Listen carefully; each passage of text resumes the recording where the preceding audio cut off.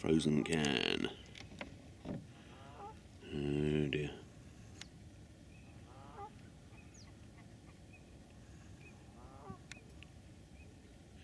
Guess I'll stay here for a bit then.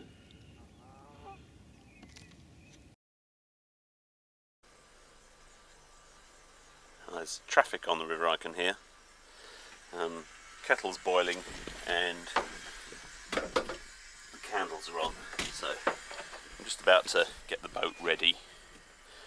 I've got myself fully dressed now. Fleece. I prayed that I do wear the life jacket underneath, because to put it on and take it off all day, it would really encumber me. Down there it's okay. You know, I know the risks. It might suffocate me. It might not go off, but at least I've got it on. The other thing, people ask me about hands, because, you know, I'm an old man, 58 now. Hands are starting to feel the cold the way they never used to.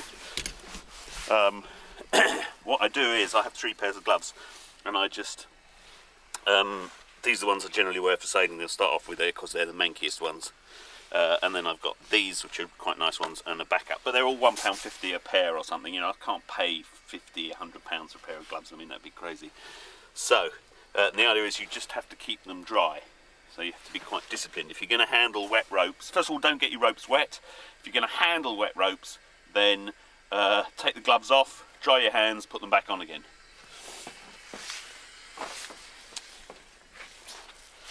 There's a belt of trees over here. You can't see. I know it's there, and I can just about see it. But it's coming thicker again now since I've come out here. But the weatherman is saying the sun is going to shine. So I'm sure it will come out soon. I'll put the pennant up, see if there's any breeze. Tide has turned, so the tide is now coming in. The decks are really slippery.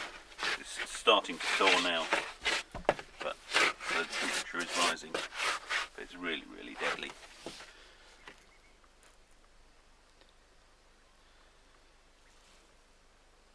Cold.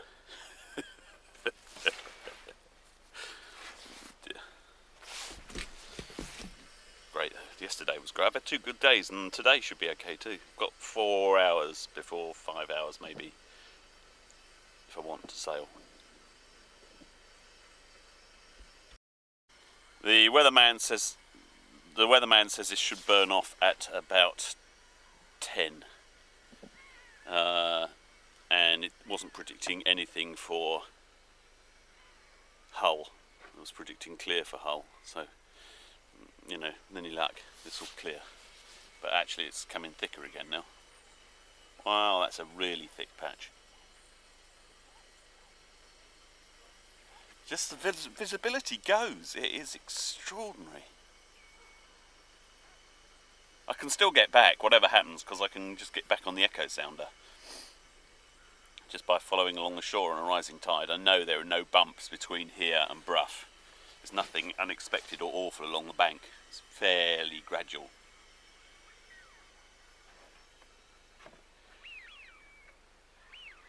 How do birds do that? How do they fly? They fly in the fog. Oh, there they are. Don't know if you can see those at all. Wow.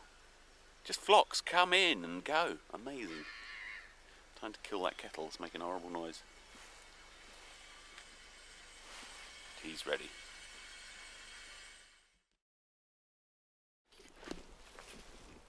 It's coming thicker, so I'm going to stand in the cockpit for a bit.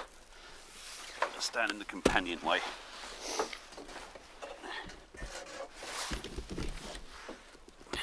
That is the other good thing about sailing by yourself, is that you can hog the companionway. It's the best bit of the boat. It's the best place to be standing.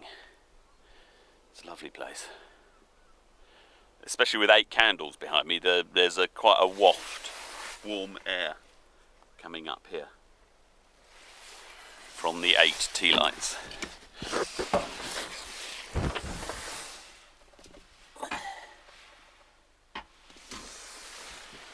Oh. And the meth heater's going too, so that warms me up. I might have some toast.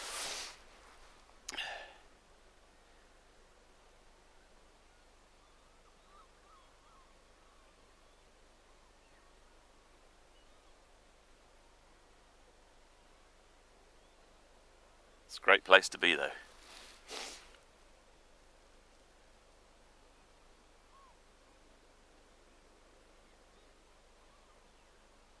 Absolutely magic.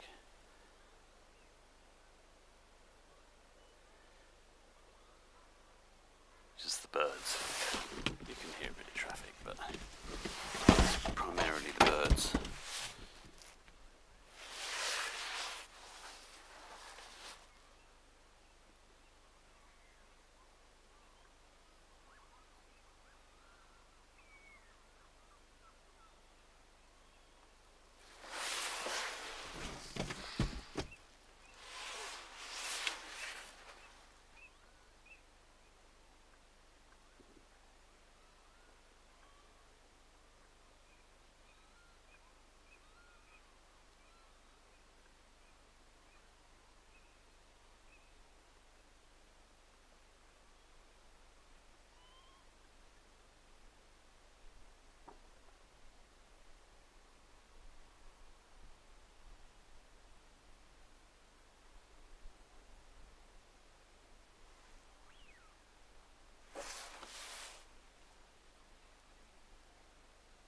A flock of them has just taken off. You can hear it. How do they fly at night? How can they do that? I mean, how can they fly in the fog? Flying at night, you've always got night vision. But in the fog, you guys.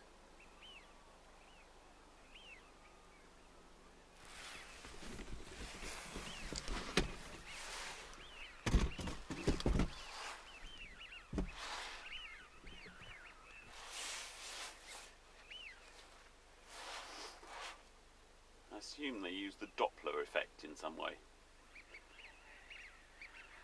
to hear whether, because they're squeaking all the time that they're flying.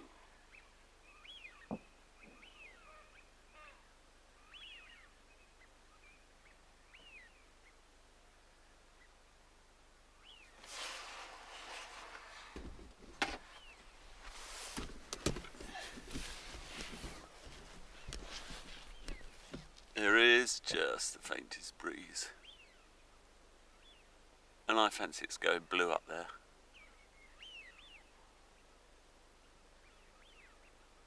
Probably not enough breeze to beat the tide, but rising tide I can go very shallow.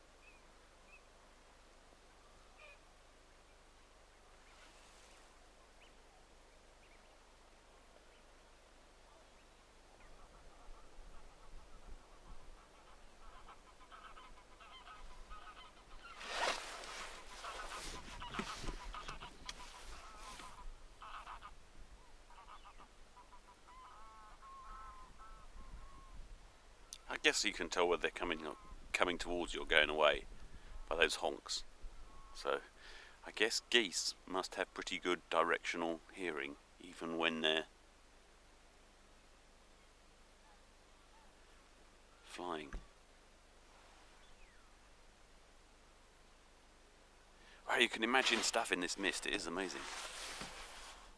You imagine all sorts of things that aren't there. You imagine that you can see. I can't see those trees at all, but I keep on imagining that I can.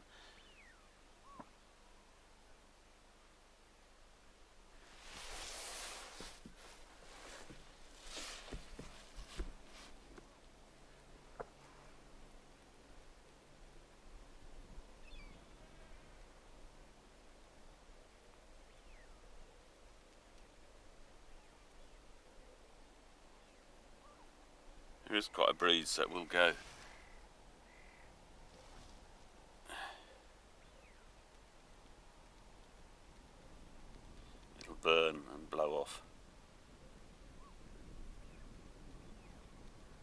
eventually.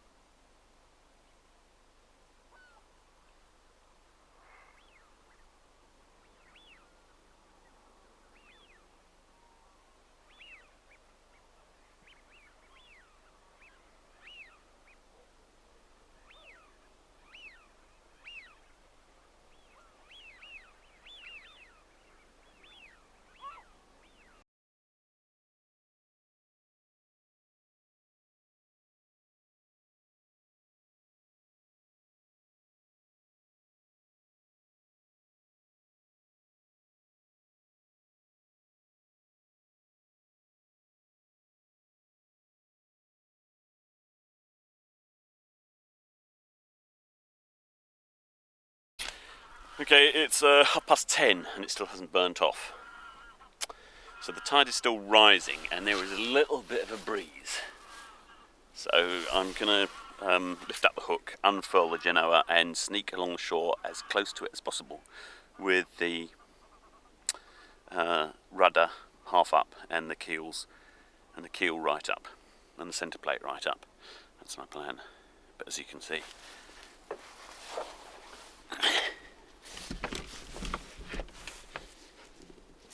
there's not much light.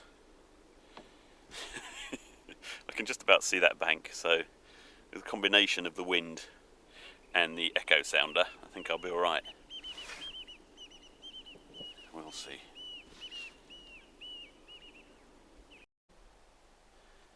I've got the main up and that's all, and what I'm trying to do is to come across the shallow bit. I am moving through the water, not moving very fast against the land because the water's moving so fast against me, but if I can get closer to the shore,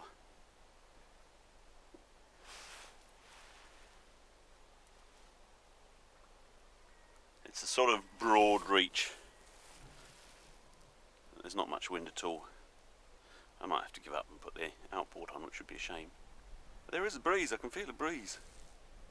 Oh no, here we go, we're making progress against the shore now.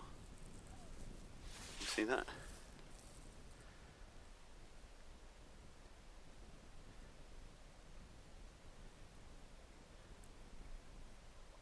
$2 meters, yeah. It's amazing what a bit of shallowness will do.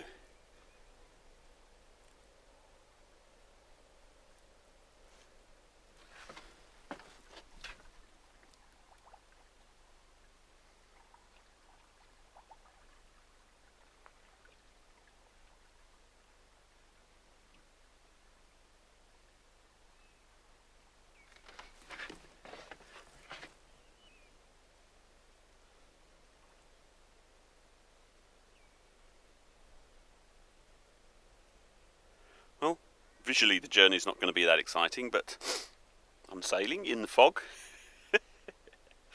with 2 meters underneath me, so I can get less.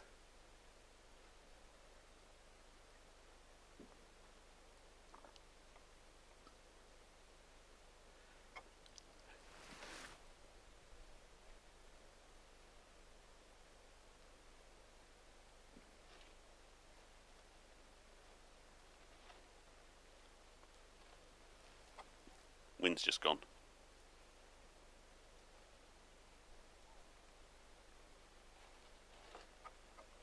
Back again. Of course, I still haven't made it to the lock yet. Oh, that's quite a bit of wind.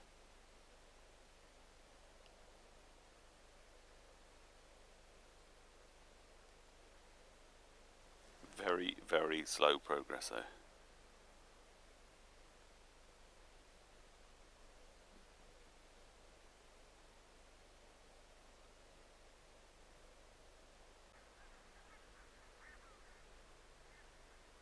There's the lock, and here's the shore. So I'm going to follow the shore until the mist burns off.